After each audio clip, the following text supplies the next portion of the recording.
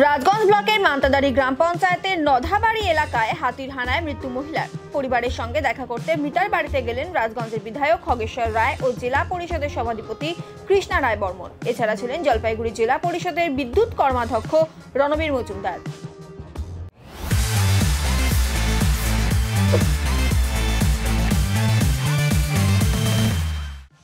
প্রসঙ্গত, শুক্রবার নধাবাড়ি সংলগ্ন জঙ্গলের রাস্তা দিয়ে যাওয়ার সময় হাতির হানায় মৃত্যু হয় বিউটি রায়ের।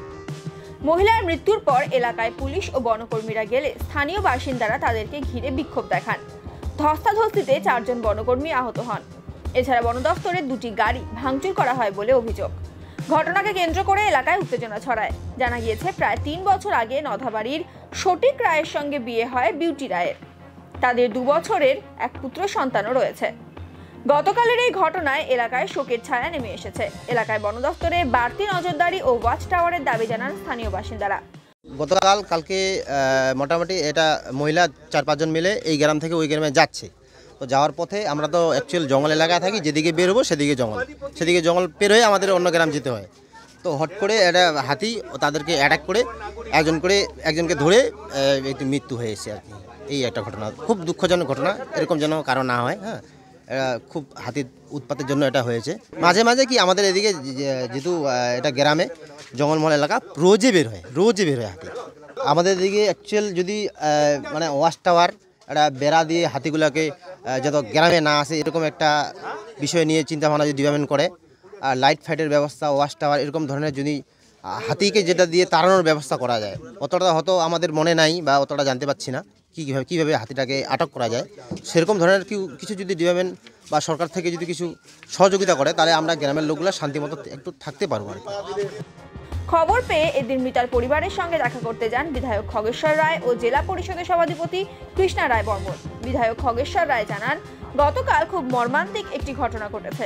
আজ সেই পরিবারের লোকের সাথে দেখা করলাম, তাদের সমবেদনা জানালাম। তারা এই এলাকায় ওয়াচ টাওয়ারের দাবি জানালেন। খুব দ্রুত ওয়াচ টাওয়ার যাতে বানানো যায় সেই ব্যবস্থা করা হবে। আপনারা তো নিশ্চয়ই শুনেছেন, গতকাল হাতির আক্রমণে এই নধাবাড়ির বাসিন্দা নাম হচ্ছে একজন মহিলা বিউটি রায়, একটা সন্তান আছে, তার স্বামীর নাম হচ্ছে ফটিক রায়। গতকাল ঠিক সকাল 11টার মধ্যে এই সামনে যে জঙ্গলটা আছে তাকে হাতিটা আশা দিয়ে মেরে ফেলে। এবং গতকাল আমি আসতে পারি নাই, বাইরে ছিলাম। তাই আজকে ফোন করে এখানকার যে আমাদের পঞ্চায়েত সদস্য আছে, আমাদের মিঠুন আছে, তাকেও বলেছিলাম। এবং আমাদের সভাধিপতি এখানে কৃষ্ণা রায় বর্মন, তাকেও বললাম যে চলো যাই।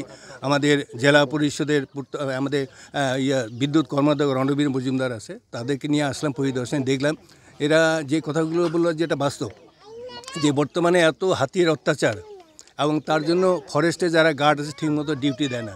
এবং গতকাল গন্ডগোল হয়েছে, তাই ওদেরকে বললাম যে একটা লিখিত আকারে আমাকে জমা দিবে। এবং এদের যেটা দাবি হচ্ছে, অনেক ওয়াচ টাওয়ার লাগে ওই হাতির উপরে, যাতে ওরা ওখান থেকে লক্ষ্য করতে পারে। এবং সেটাও তারা দাবি করলো। দাবি কথা মতো আমি মোটামুটি সভাধিপতিকেও বললাম এবং বিডিওকে অলরেডি বললাম যে এদের দাবি যাতে 5টা ওয়াচ টাওয়ার, এবং আমি নিশ্চয়ই কথা দিয়েছি, আপনারা সাংবাদিকরা এখানটা আছেন, এরা আছে, যাতে ইমিডিয়েট সভাধিপতি হোক বা বিডিও হোক, যেখান থেকে হোক 5টা ওয়াচ টাওয়ার করার ব্যবস্থা করা হবে। এবং সভাধিপতিকে বলা হলো এই রাস্তাটা প্রচুর কাঁচা রাস্তা আছে, একদম ভামরি দেবীর মন্দির পর্যন্ত। এটা যেহেতু জেলা পরিষদের রাস্তা, তাই সভাধিপতি কৃষ্ণা রায়কে বললাম যে এটা যাতে 2-3 মাসের মধ্যে, তার 4 তারিখ আমাদের রেজাল্ট, তারপরে যেন এই রাস্তাটা যে করে দেয়, এই এলাকার লোকেদের অনেকটা সুবিধা হবে।